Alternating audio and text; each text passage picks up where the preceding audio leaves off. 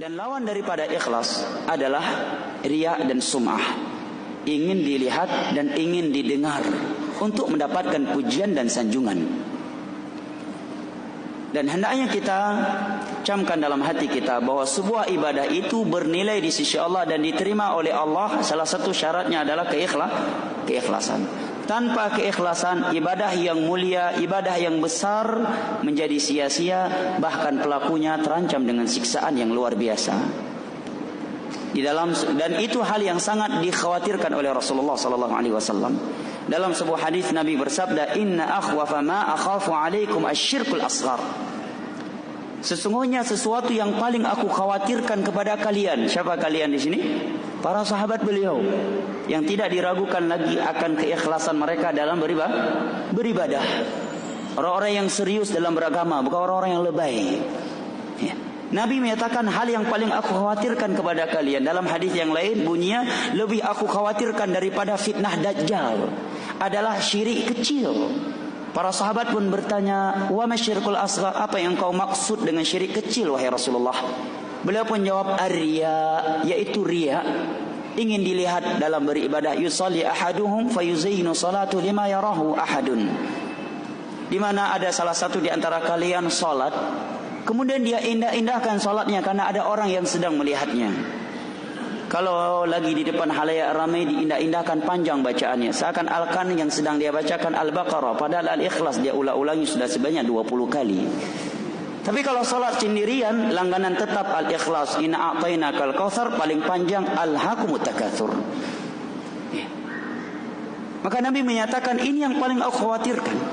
Ada calon mertua, salat di depan calon mertua, panjang-panjangkan, khusyuknya luar biasa. Ya, mulutnya masya Allah luar biasa. Rupanya ada harapan calon mertua di samping. Ya. Kepala ya atau komandan, atasan di samping. Dia indah-indahkan. Ini riya namanya. Ya. Dan pelaku riya, Nabi sebutkan mereka yang pertama kali dilempar ke dalam api neraka di hari kiamat. Di dalam sebuah hadis yang diriwayatkan oleh Imam Muslim dari Abu Hurairah radhiyallahu anhu. Ini hadis yang sangat besar ya jamaah. Mari kita renungi. Dan ini menjadi teguran bagi kita semua. Saya yang berbicara dan antum semua yang sedang mendengar. Tidak ada di antara kita yang merasa aman. Jangan ada di antara kita yang merasa aman dari sifat riya. Kenapa saya katakan demikian? Karena seorang ulama tabi'in yang bernama Ibnu Abi Mulaikah, beliau menyatakan dalam riwayat Al-Imam Al-Bukhari, adraktu 30 min ashabi Rasulullah sallallahu alaihi wasallam kulluhum yakhafu ala nafsihi nifaq. Saya telah bertemu, telah belajar kepada 30 sahabat Nabi, kata Ibnu Abi Mulaikah. Saya dapati seluruh mereka khawatir dirinya itu sebagai munafik. Mereka khawatir ada bibit kemunafikan di dalam hatinya. Siapa jamaah? 30 para sahabat Nabi yang beliau dapatkan, semua mereka demikian. Hasan Al-Basri menyatakan, ma khafahu illa mu'min wa ma aminahu illa munafiq. Tidak ada yang takut kepada riya, kepada kemunafikan kecuali seorang mukmin sejati, dan tidak ada yang merasa aman dari kemunafikan, dari riya kecuali dia munafik, pelaku riya. Kata Hasan Al-Basri, seorang ulama tabi'in dari Basrah. Mari kita renungi hadis yang berikut ini tentang ancaman terhadap orang-orang yang riya dalam beribadah, dan jadikan setiap kita ini yang mendengar ini adalah salah satu dari orang yang terancam dengan hadis ini kalau tidak merealisasikan isi hadis tersebut. Saya maupun jamaah semuanya. Dalam riwayat Imam Muslim dari Abu Hurairah radhiyallahu anhu, Nabi bersabda, inna awalan nati tusa'ira bihimun naru thalathatun. Sesungguhnya manusia yang pertama kali diseret kemudian dilempar ke dalam api neraka ada 3 manusia. Yang pertama, rajulun istushhida fa utiya bihi fa'arafahu ni'amahu fa'arafaha faqala lahu madza fa'alta fiyya faqala inni qataltu fika hatta qutil qala kadhab fa inna ma qatalta liyuqal al-jari faqad qil. Yang pertama kata Nabi adalah seorang yang mati di medan jihad. Jihad syar'i ya, jihad syar'i. Dengan ketentuan-ketentuan yang tentunya sangat banyak di dalam yang dibahas dalam pembahasan fikih. Jihad syar'i. Ya. Orang yang mati di medan jihad syar'i. Kemudian dia diperhadapkan kepada Allah di hari kiamat. Kemudian Allah katakan kepadanya, Allah sebutkan satu persatu nikmat yang telah Allah berikan kepadanya. Allah audit seluruhnya. Dia pun mengakui bahwa telah menerima seluruh nikmat tersebut. Kemudian Allah bertanya kepadanya, apa yang telah kamu perbuat untukku dengan nikmat-nikmat tersebut? Kamu punya rumah, kamu punya kesehatan, kamu punya mobil, kamu punya anak, kamu punya istri, kamu punya gaji sekian, kamu punya ini, punya ini, punya ini, punya ini, punya itu. Wala tus'aluna yauma idzin anin na'im. Dia akui semuanya. Maka Allah bertanya setelah itu, apa yang telah kamu perbuat untukku? Maka dia menjawab, ya Allah, aku ikut perang di medan jihad sampai aku mati syahid karenamu ya Allah. Maka Allah menjawab, kadzab, kamu pendusta. Kamu berperang, kamu berjuang untuk dikatakan pahlawan, panglima sago. Untuk dikatakan pahlawan. Bukan karenaku. Dan gelar itu telah disandangkan kepadamu ketika engkau di dunia. Kemudian kata Nabi, fa umira bihi fa suhiba ala wajhi fa yulqa fi nari jahannam. Dia pun diseret kemudian dilemparkan ke dalam api neraka. Apa sebabnya dia dilempar ke dalam api neraka jamaah? Karena mati di medan jihad. Sebabnya apa? Karena tidak ikhlas. Padahal betapa besar keutamaan mati di medan jihad. Saking besarnya keutamaan orang yang mati di medan jihad, gak boleh dikafan dengan pakaian yang berlumuran darah, tidak disolatkan dan tidak dimandikan, langsung dikuburkan. Ini keistimewaan orang yang mati di medan jihad. Malaikat-malaikat yang langsung menjemput dia dan memandikan dia dan langsung dijemput oleh bidadari. Itu orang yang mati di medan jihad. Dan di hari kiamat dia akan bangkit berlumuran darah yang lebih wangi daripada misik. Gara-gara mati di medan jihad, dia menjadi orang yang pertama kali dilempar ke dalam api neraka tatkala tidak ikhlas. Tidak ikhlas karena Allah Subhanahu wa taala. Yang kedua kata Nabi SAW, rajulun qara al-Quran, ta'allama al-Quran wa 'allamah, adalah seorang yang ahli. Ini peringatan bagi kita semua dan terkhusus bagi saya dan semodel dengan saya sebagai penceramah agama. Dan jangan pernah merasa aman dari ini. Nabi menyatakan orang yang belajar Al-Quran, belajar agama dan dia ajarkan agama kepada manusia, pada hari kiamat dia diperhadapkan kepada Allah. Kemudian Allah audit satu persatu nikmat yang telah Allah berikan kepadanya. Fa'arrafahu ni'amahu fa'arafaha. Faqala madza 'amilta fiyya? Qala qara'tu fika al-Qur'an wa ta'allamtu fika al-Qur'an aw 'allamtuhu. Qala kadzabta innama ta'allamta al-Qur'an wa qara'ta al-Qur'an liyuqal qari liyuqal 'alim faqad qil fa umira biha fa suhiba 'ala wajhi fayulqa fi nari jahannam. Adalah orang yang ahli ilmu agama. Dia mengajarkan ilmu agama kepada manusia. Ahli Al-Quran, dia ajarkan Al-Quran kepada manusia. Kemudian Allah audit satu persatu dari nikmat yang pernah Allah berikan kepadanya selama dia hidup di dunia. Dia pun mengakui itu semuanya. Kemudian Allah bertanya kepadanya, apa yang telah kamu perbuat untukku?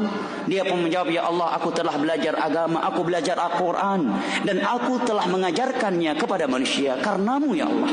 Maka Allah menjawab, kadzab, kamu pendusta. Kamu belajar dan kamu mengajar untuk dikatakan alim, untuk dikatakan qari. Bahkan terkadang sebagian orang kalau tidak disebutkan titel S1, S2, S3-nya dalam urusan marah dia. Udah capek saya sekolah, masa titel saya tidak disebutkan. Masya Allah, ini bentuk realisasian terhadap buah keikhlasan. Bahkan sebagian orang kalau udah pulang haji nggak dipanggil Pak Haji bunge kahe gue haji kupu blang blang gue jaga haji anak kahe Pak Haji. Subhanallah. Pulang haji nggak dapat sertifikat kayaknya nggak sah. Padahal yang buat sertifikat orang-orang Indonesia di sana, nggak ada pihak pemerintah Saudi mengeluarkan sertifikat haji. Tidak ada. Ya, itu perbuatan sebagian oknum Indonesia yang di sana. Dijual sertifikatnya. Nggak ada sertifikat haji dari negara Saudi Arabia. Ini menjadi renungan bagi kita. Ini alim, enggak ikhlas. Akhirnya apa jamaah? Diseret oleh malaikat kemudian dilemparkan ke dalam api neraka. Siapa dia? Ulama. Kenapa? Karena tidak ikhlas dalam belajar agama dan mengajarkan agama kepada manusia. Yang ketiga kata Nabi SAW, rajulan atahu Allahul mala bi anwa'i asnafihi. Orang yang konglomerat, orang yang kaya raya di dunia.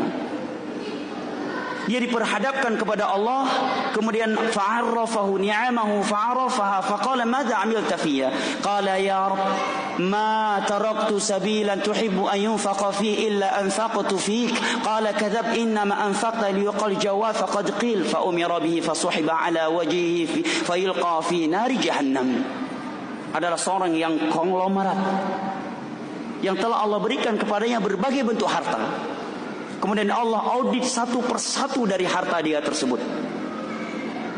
Kemudian Allah bertanya, dia pun mengakuinya, dan Allah bertanya kepadanya, apa yang telah kamu perbuat untukku dengan hartamu ini? Penghasilan kamu sebulan sekian. Apa yang telah kamu buat dengan hartamu ini untukku? Dia menjawab, ya Allah, aku senantiasa berinfak untukmu karenamu ya Allah. Tidak ada satu seruan untuk bersedekah di jalanmu melainkan aku berinfak ya Allah. Maka Allah menjawab, kadzab, kamu pendusta. Kamu berinfak, kamu bersedekah agar dinilai sebagai orang yang dermawan. Sebagian orang kalau bakti sosialnya tidak dimuatkan di media, marah dia. Ya. Coba bayangkan, sedekah yang luar biasa ibadahnya, yang kita tahu satu kebaikan sedekah Allah lipat gandakan menjadi 10, terkadang menjadi 700 kali lipat, bahkan terkadang bisa lebih dari itu, ya kan? Mathalul ladzina yunfiquna amwalahum fi sabilillahi kamathali habatin ammatat sab'a sanabika fi kulli sumbulatin mi'atu habbatin wallahu yudha'ifu liman yasha wallahu wasi'un alim. Ya. 700 kali lipat. 1 juta kita sedekah, Allah ganti 700 kali lipat. 1 juta kali 700 berapa? Sama dengannya? Hah? Berapa miliar? Luar biasa banyaknya. Ini pahala sedekah. Tetapi karena tidak ikhlas, Allah katakan kamu dusta. Kamu bersedekah untuk dikatakan seorang yang dermawan, untuk dipilih, biar ada suara, biar dapat KTP. Maka dia pun diseret kemudian dilempar ke dalam api neraka jahanam. Na'udzubillah ya jamaah. Siapa 3 orang ini? Yang pertama kan 3 model manusia, semuanya orang-orang yang mulia dalam agama. Yang pertama tadi mati syahid, mati di medan perang, di medan tempur. Enggak mudah jihad itu. Enggak mudah jihad itu. Mendengar suara bom, tiba-tiba lagi jalan, jatuh granat. Enggak mudah bisa bertahan. Nyawa kita pertaruhkan, anak istri, keluarga, harta kita tinggalkan. Kalau bukan karena keikhlasan dan keberanian yang luar biasa di dalam hati, tidak mungkin bisa bertahan. Ya. Yang kedua tadi ulama, yang siang harinya belajar mengajarkan agama kepada manusia. Yang ketiga seorang yang dermawan di dunia. Semuanya menjadi orang yang pertama kali diseret dan dilemparkan ke dalam api neraka. Padahal ibadah yang mereka lakukan ibadah-ibadah besar di dalam Islam, karena tidak ada keikhlasan, karena riya. Dan riya itu terkadang pintunya sangat banyak. Ya. Terkadang ada indikasinya. Menjelang pilkada bagi-bagi duit. Udah terpilih nggak bagi-bagi duit lagi? Menerangkan apa ini? Ikhlas nggak bagi-bagi duit kemarin itu? Kalau ikhlas kenapa menjelang itu saja bagi-bagi kan? Ya. Coba perhatikan. Gara-gara sedekah diseret dan dilemparkan kepada api neraka. Yang kedua gara-gara mati di medan jihad diseret dan dilemparkan ke dalam api neraka. Yang ketiga gara-gara belajar dan mengajarkan ilmu agama diseret dan dilemparkan ke dalam api neraka karena riya. Dan jangan pernah di antara kita merasa mudah ikhlas itu. Imam As-Thawri, seorang ulama besar semasa dengan Imam Syafi'i, kata beliau, ma'alajtu syai'an ashadda alayya min niyati. Sungguh tidak ada sesuatu yang lebih sulit aku luruskan, aku obatkan, aku obati, aku benarkan selain daripada niat. Hati. Oleh karena itu hati dalam bahasa Arab adalah qalbun. Karena dia inqalaba yanqalibu, suka berbolak-balik hati itu. Tadinya udah keluar dari rumah, niatnya ikhlas. Pas dilihat orang lain, udah beda lagi. Dan pintu riya itu sangat-sangat halus. Apabila 30 sahabat Nabi yang didapati oleh Ibnu Abi Mulaikah, mereka khawatir dirinya itu munafik. Hasan Al-Basri juga berkata, orang yang khawatir kepada kemunafikan adalah mukmin sejati. Dan tidaklah ada yang merasa aman dari kemunafikan kecuali seorang yang munafik. Maka apakah kita merasa aman dari riya ya jamaah? Apalagi di masa kita ini pintu riya sangat banyak. Di antara pintu riya yang besar, kata para ulama yang mengajarkan akidah di masa ya sekarang ini, pintu riya besar di zaman now ini adalah selfie. Ini pintu riya-nya. Walaupun tentunya kita tidak boleh memvonis setiap orang yang sedang selfie riya. Tapi itu nasihat untuk pribadi kita masing-masing. Mau ke masjid, cekrek, masukin Facebook, profil WhatsApp. Ya, bahkan betapa sering kita terganggu tawaf di Ka'bah gara-gara selfieun. Ahli selfie, ya kan? Lagi tawaf, orang terhalangi. panggil kita kira apa? Mau bagi duit, rupanya suruh foto dia sebentar. Kita lagi asik tawaf, ya, lagi baca Al-Quran, cekret, kirim ke Facebook. Teman-teman kapan ikut nyertai? Ya, semoga teman-teman semuanya dimudahkan oleh Allah. Setelah itu lihat berapa orang yang like. Masya Allah. Update status tentang pentingnya ikhlas, bahayanya riya. Setelah itu cek berapa orang yang like. Itu ikhlas. Statusnya pembahasan ikhlas, bahaya riya. Setelah itu dicek. Ya, bangun berapa like. Besok pagi cek lagi. Wah, udah bertambah. Cek lagi lulus. Oh, udah bertambah lagi. Like yang dilihat. Itu ikhlas ya jamaah. Mau ke masjid umroh, cerek, masuk Instagram. Ya, cap istiqomah. Ini pintu riya ya jamaah. Nabi menyatakan rajulun tasaddaqa bi sadaqatin fa akhfa hatta la ta'lama shimalu ma tunfiqu yaminu. Di antara 7 golongan yang mendapatkan naungan Allah di hari kiamat adalah seorang yang bersedekah yang ikhlas sampai-sampai Nabi ibaratkan tangan kirinya tidak tahu yang disedekahkan oleh tangan kanannya. Di zaman Zainal Abidin, anaknya Ali bin Abi Thalib, seorang yang dikenal ikhlas dalam bersedekah. Ketika meninggal beliau, jasad beliau berbekas di sini, di bahu beliau berbekas. Dan setelah beliau meninggal, baru beberapa fakir miskin merasa kehilangan sedekah. Biasanya setiap hari atau setiap malam mereka dapatkan makanan ya di pintu mereka. Begitu Zainal Abidin meninggal, baru tahu rupanya yang selama ini bersedekah dia. Dan rupanya bekas ini adalah bekas bawaan sedekah beliau kepada fakir miskin. Subhanallah. Ini hendaknya menjadi renungan ya jamaah. Ya, baca Al-Quran selfie, sholat selfie. Ini ibadah zaman now sekarang ini. Ya. Di sa'i sofa selfie, depan tawaf selfie. Udah masuk ke raudhah, begitu sulit masuk ke raudhah. Begitu masuk ke raudhah, apa yang pertama dia lakukan? Bukan salat doa, selfie dulu, cekret. Ya, baru sholat. Subhanallah. Kita enggak khawatir ya jamaah. Pintu riya, jangan kita buka pintu riya itu, kita tutup. Walaupun tentunya kita enggak boleh berburuk sangka untuk setiap orang yang selfie. Kita berbaik sangka aja, mungkin dia tujuannya untuk mengajak, bukan untuk dipuji. Ya, tapi untuk diri kita, jangan kita buka pintu riya untuk diri sendiri. Adapun kalau ada orang lain selfie ketika melakukan sebuah amalan yang mulia, ya kita berbaik sangka aja. Wa iyyakum wadh-dhann, hati-hati kalian dari berburuk sangka. Bisa jadi mungkin dia ingin memotivasi orang lain, tapi untuk diri kita sendiri. Ya. Demikian hadis Nabi, orang mati di medan jihad, satunya ulama, satunya lagi dermawan, menjadi yang pertama kali diseret dan dilemparkan ke dalam api neraka tatkala tidak ikhlas dalam menjalankan ibadah tersebut.